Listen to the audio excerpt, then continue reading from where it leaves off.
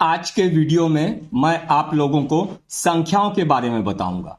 जैसे कई सारे संख्याएं आप जानते हैं। अंक क्या होता है, संख्याएं, सम संख्या, विषम संख्या, प्राकृतिक संख्या, पूर्ण संख्या, पूर्णांक संख्या, अभाज्य संख्या, भाज्य संख्या, सह अभाज्य संख्या, भिन्न या भिन्नात्मक संख्या, उचित भिन्न किसको बोलते हैं, अनुचित भिन्न क्या है, मिश्रित भिन्न क्या है, परिमेय संख्या क्या होता है, अपरिमेय संख्या क्या होता है, शांत दशमलव, अशांत दशमलव, काल्पनिक संख्याएं और सम्मिश्र संख्याएं। ऐसे कई सारे संख्याएं होते हैं जिनमें कई सारा आप जानते हैं और कई सारा में आप लोगों को थोड़ा बहुत कंफ्यूजन हो सकता है या कुछ भूल गए होंगे। तो ये सारे संख्याओं के बारे में बताऊंगा। इसको मैं हिंदी इंग्लिश दोनों में बताऊंगा। जैसे digit, number, even number, odd number, natural number, whole number, integers, prime number, coprime, composite number, fraction, proper fraction, improper fraction, mixed fraction, rational number, irrational number, terminating decimal, non terminating decimal, imaginary number, complex number. इतने सारे number होते हैं जिसमें से कई सारे number आप जानते हैं, कई सारा भूल गए होंगे। ठीक है, तो संख्याओं को देखो, अच्छे से देखो। थोड़ा सा वीडियो अगर आपको लंबा लगे तो आप लोग इसको सेव कर लो। सेव करने के बाद जब भी समय मिले ये सब संख्याएं आपको जानना चाहिए। आपको बहुत अच्छा लगेगा वीडियो, आप देखिए। पहले देखते हैं डिजिट क्या होता है। अंक, अंक जो होता है आपका 0, 1, 2, 3, 4, 5, 6, 7, 8, 9। ये 10 जो होता है ये अंक होते हैं, डिजिट होते हैं। ये जो है ये डिजिट है। ठीक है, ये आप लोगों का डिजिट। अब देखते हैं नंबर क्या होता है। ये डिजिटों का माने अंकों का एक समूह, डिजिट का एक ग्रुप जो होता है वो नंबर होता है। ठीक है, जैसे 2, 1, 3, 7, 6 ये एक संख्या हो गए। ठीक है, 21,376 या फिर 2593 ये जो है ये अंकों का एक समूह जो होता है वो नंबर होता है या संख्याएं होता है।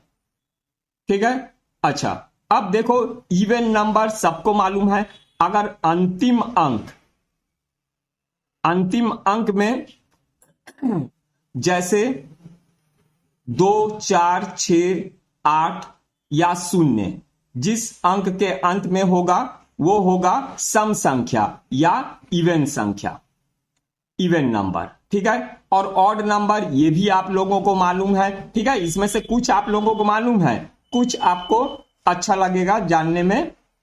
तो ऑड नंबर भी आपको मालूम है। अगर अंत में कोई हो विषम संख्याएं हो जैसे 1, 3, 5, 7, 9 अंत में अगर हो तो वो ऑड नंबर या विषम संख्या बोल सकते हैं उसको। ये भी आपको मालूम है। नेचुरल नंबर देखिए क्या होता है, नेचुरल नंबर या प्राकृतिक संख्याएं। ठीक है, नेचुरल नंबर या प्राकृतिक संख्या। नेचुरल नंबर जो होता है 1 से लेके अनंत तक होता है। 1, 2, 3, 4, 5, 6, 7, 8, 9, 10, 11, 12, 13 ऐसा करके अनंत तक जो होता है वो आपका नेचुरल नंबर या प्राकृतिक संख्याएं बोलते हैं। ठीक है, अब पूर्ण संख्याएं या होल नंबर। पूर्ण संख्याएं जो होता है वो 0 से शुरू होता है अनंत तक।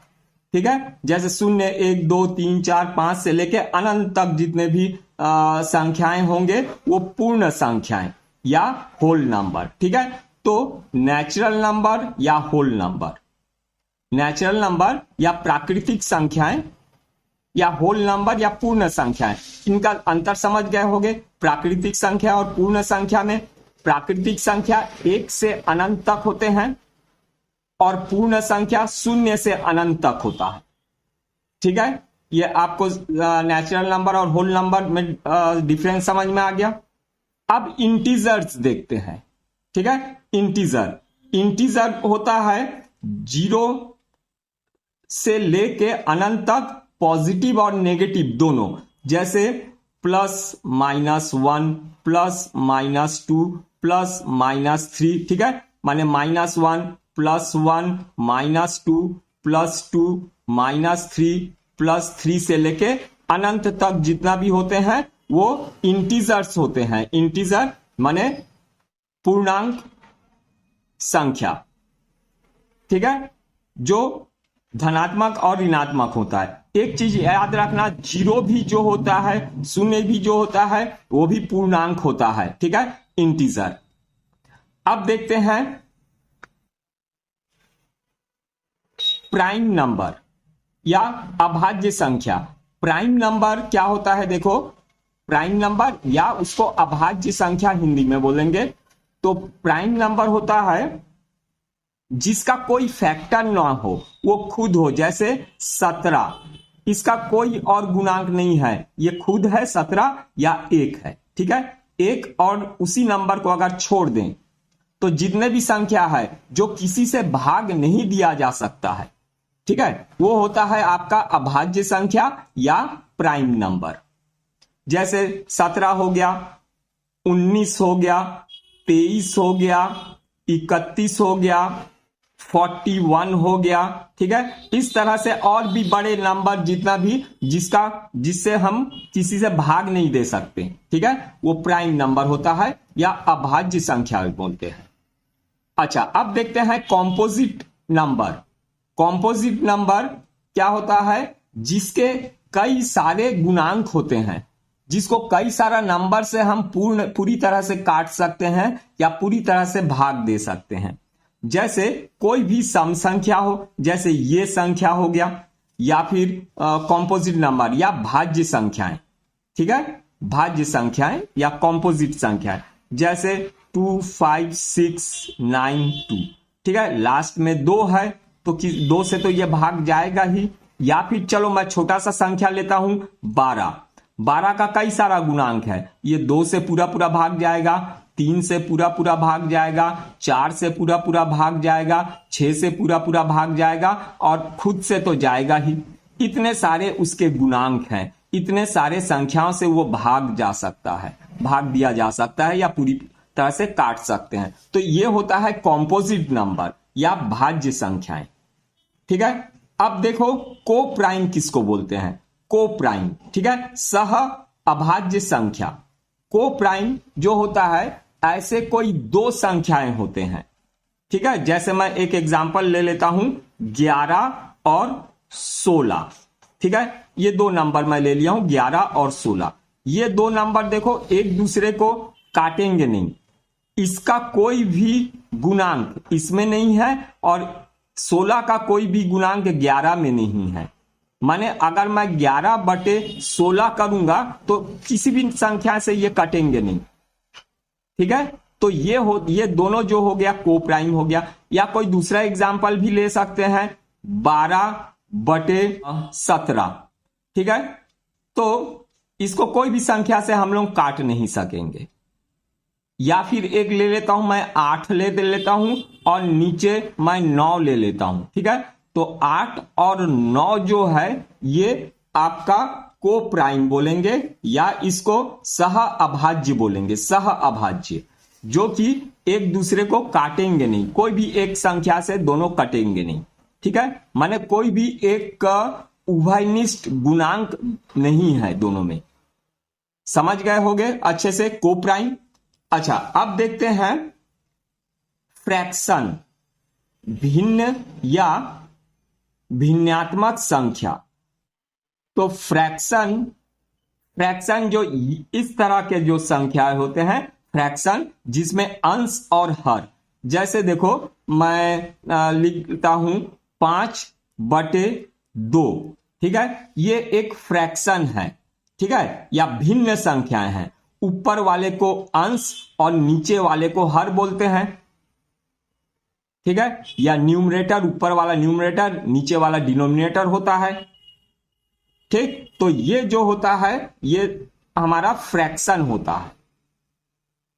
अब फ्रैक्शन क्या होता है? भिन्न, प्रॉपर फ्रैक्शन या उचित भिन्न। अब देखो फ्रैक्शन तीन प्रकार के होते हैं, प्रॉपर फ्रैक्शन, इम्प्रॉपर फ्रैक्शन और मिक्स्ड फ्रैक्शन।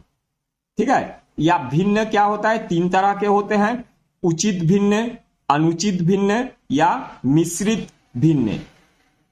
ठीक है, अब देखो भिन्न तो होता है 5/2। अब देखते हैं प्रॉपर फ्रैक्शन या उचित भिन्न किसको बोलते हैं। प्रॉपर फ्रैक्शन, प्रॉपर फ्रैक्शन मानो अगर ऊपर छोटा संख्या है और नीचे बड़ा संख्या है, ठीक है, तो इसको उचित भिन्न बोलते हैं, उचित भिन्न, प्रॉपर फ्रैक्शन। ठीक है, अगर न्यूमरेटर माने अंश में छोटा और डिनोमिनेटर हर में बड़ा संख्या हो तो ये ठीक है, ये उचित भिन्न बोलते हैं इसको, प्रॉपर फ्रैक्शन। अब देखो इम्प्रॉपर फ्रैक्शन क्या होता है, माने अनुचित भिन्न। इम्प्रॉपर फ्रैक्शन, अगर मान लो ऊपर बड़ा है और नीचे छोटा संख्या है, माने अंश में बड़ा है और हर में छोटा संख्या है, तो इसको इम्प्रॉपर फ्रैक्शन या अनुचित भिन्न बोलते हैं इसको। ठीक है, अच्छा अब देखते हैं मिक्स्ड फ्रैक्शन या मिश्रित भिन्न। ठीक है, मिक्स्ड फ्रैक्शन या मिश्रित भिन्न। तो ध्यान देना कि जो प्रॉपर फ्रैक्शन है या उचित फ्रैक्शन है उसको मिश्र भिन्न में नहीं तोड़ा जा सकता है, और जो अनुचित भिन्न है या इम्प्रॉपर फ्रैक्शन है, ठीक है, इसको हम जो है मिश्र भिन्न में बदल सकते हैं। तो मिश्र भिन्न क्या होगा? कोई भी इम्प्रॉपर फ्रैक्शन, अनुचित भिन्न को हम मिश्र भिन्न में लिखते हैं।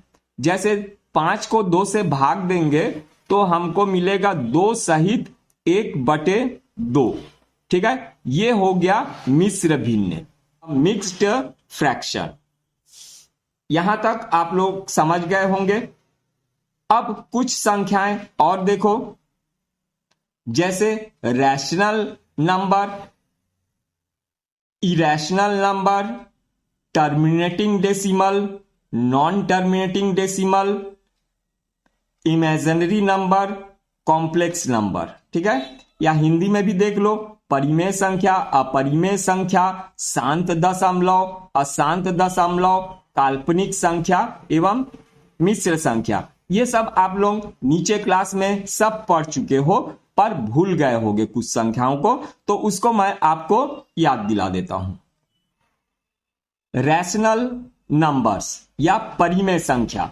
ठीक है, रैशनल नंबर क्या होता है? देखो कोई भी संख्या, ये सारे संख्या जो है रैशनल है। रैशनल नंबर क्या होता है? जिसको हम लोग P/Q के फॉर्म में लिख सकते हैं। P/Q के फॉर्म में माने अंश और हर के फॉर्म में लिख सकते हैं।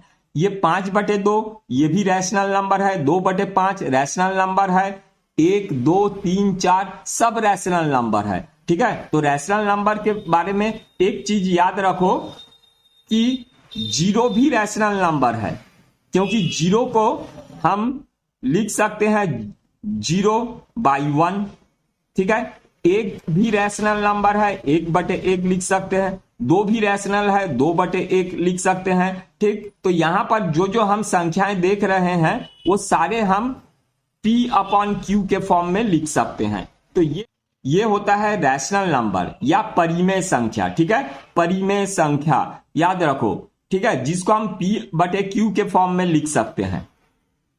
ठीक, तो याद रखना 0 भी जो है वो एक परिमेय संख्या है, क्योंकि 0 को 0/1 मतलब 0 ही होता है। 1, 2, 3, 4 जितने भी संख्या हैं वो सब जो है वो परिमेय संख्या है या रैशनल नंबर है सारे।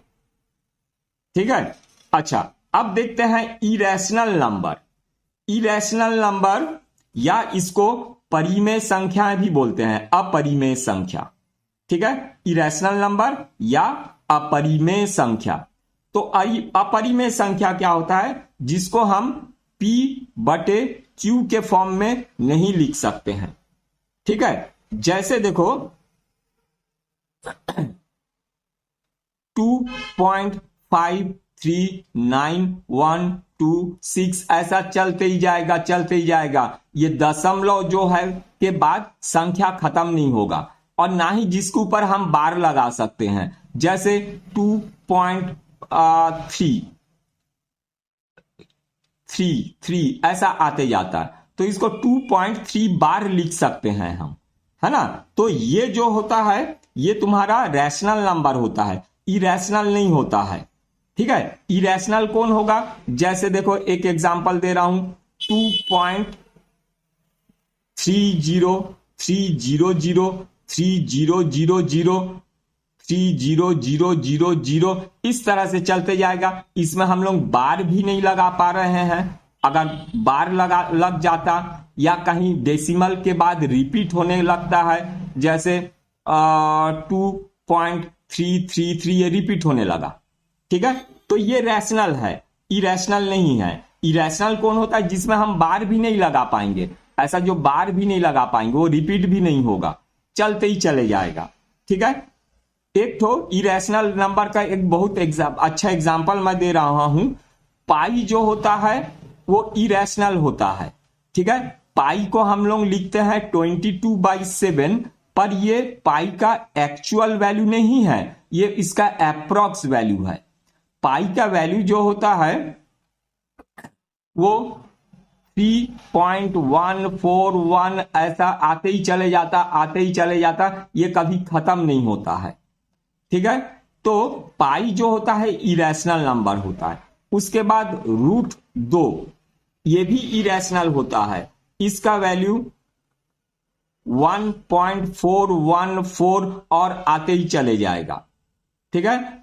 और √3 जो है ये भी इरेशनल होता है, 1.732 ऐसा आते ही चले जाएगा, कभी खत्म नहीं होगा, ठीक। तो ये जो है इरेशनल नंबर है। पर √4 जो है वो रैशनल है। √4 याद रखो, √4 ये रैशनल है, क्योंकि 2 2 4 ये निकल गया बाहर, ठीक। इन लोग बाहर नहीं निकल पा रहे, डेसिमल में आते जाएंगे तो इन लोग इरेशनल है।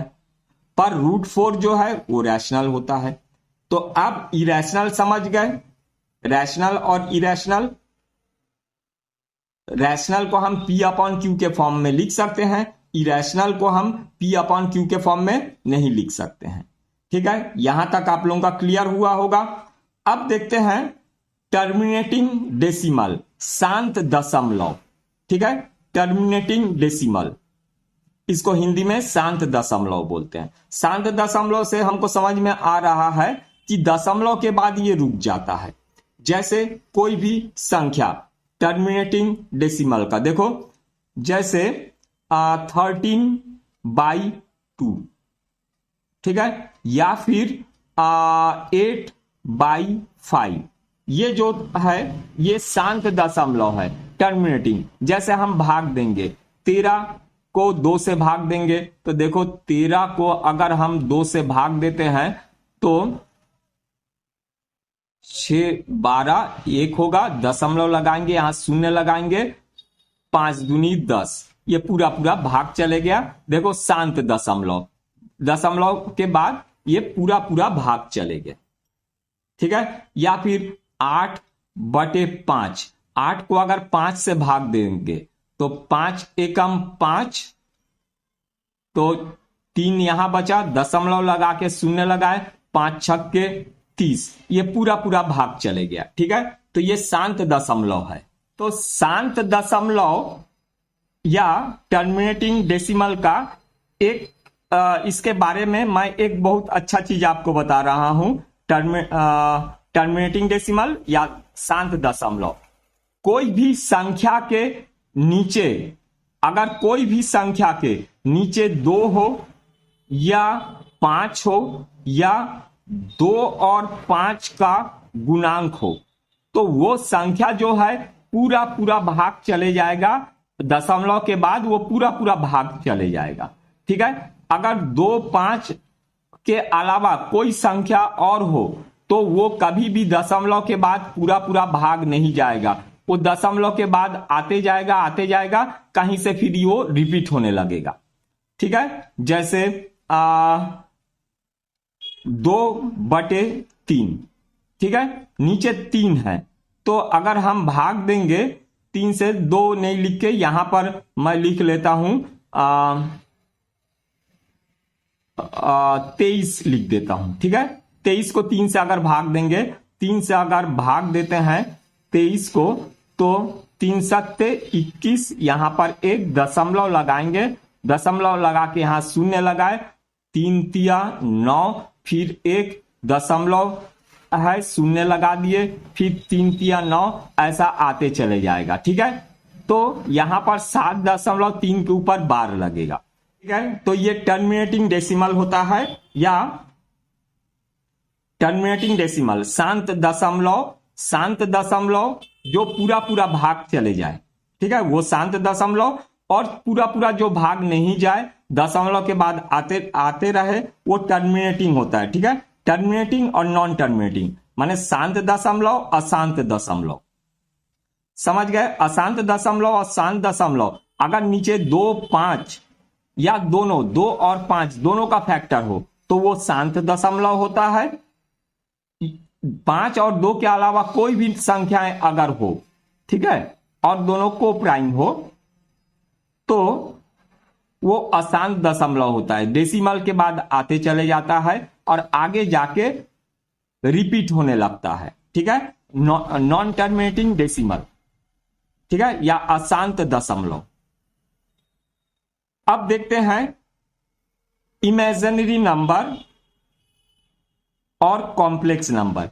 इमेजिनरी नंबर क्या होता है? देखो, अभी तक हम जितना भी आपके पास जो बुक है, उस बुक में आप जो भी संख्याएं देखते हैं, वो सारे संख्याएं जो होता है वो रियल नंबर होते हैं। अब देखते हैं इमेजिनरी नंबर। अब देखो, इमेजिनरी नंबर या काल्पनिक संख्याएं, तो इमेजिनरी संख्याएं जैसे देखो, ये रूट -2, तो अंदर रूट के अंदर माइनस है, तो ये जो है ये एक काल्पनिक संख्याएं हैं, या इमेजिनरी नंबर बोलते हैं इसको। ठीक है, और जितने भी संख्याएं आप अपने बुक में देखते हो, वो सारे जो है रियल संख्याएं होते हैं। तो एक संख्या और देखो, रियल नंबर 18 में, real number, real numbers, real number या वास्तविक संख्याएं, वास्तविक संख्याएं, वास्तविक संख्या। ठीक है, तो आप अपने बुक में जितने भी नंबर देखते हैं, वो सारे नंबर रियल है। यहां जितने भी नंबर लिखा हूं, सारे नंबर रियल है, इसको छोड़ के। ठीक है, आपकी कोई भी गणित का बुक उठाओ और देखो, उसमें जितने भी संख्याएं आपको देख रहा है, वो सारे रियल होते हैं। ठीक, तो इमेजिनरी नंबर कौन होता है, या काल्पनिक संख्याएं क्या होता है? जो रियल नहीं है। ठीक है, जो रियल नहीं है वो इमेजिनरी है, काल्पनिक संख्याएं। ठीक, जैसे एक एग्जांपल √2 का दे दिया हूं, या फिर √-2 या √-3, ऐसा रूट के अंदर अगर ऐसा रहे, रूट के अंदर अगर -4 रहे, ठीक है, तो हम इसका रूट नहीं निकाल सकेंगे। जैसे √4 का आपको मालूम है +-2 होता है, वैसा ही -√4 का जो है उसको हम ऐसा नहीं निकाल पाते हैं। तो ये जो होता है ये कॉम्प्लेक्स नंबर में आते हैं। जैसे नेक्स्ट देखो, कॉम्प्लेक्स नंबर या सम्मिश्र संख्याएं। ठीक है, कॉम्प्लेक्स नंबर या सम्मिश्र संख्याएं। अब देखो, कॉम्प्लेक्स नंबर क्या होता है और सम्मिश्र संख्याएं क्या होता है।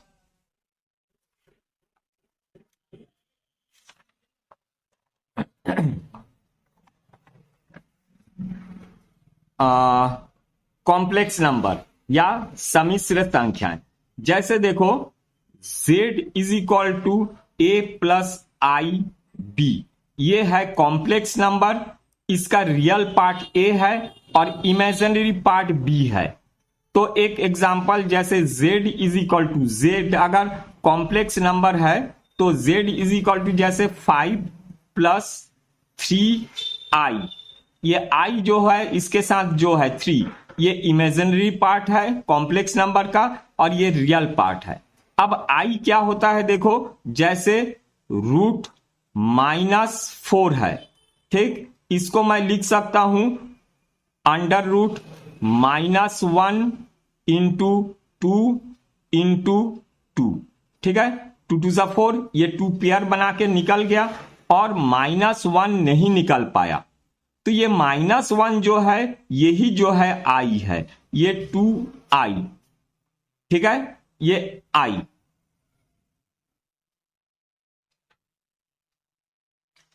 तो कॉम्प्लेक्स नंबर आपको समझ में आ गया होगा।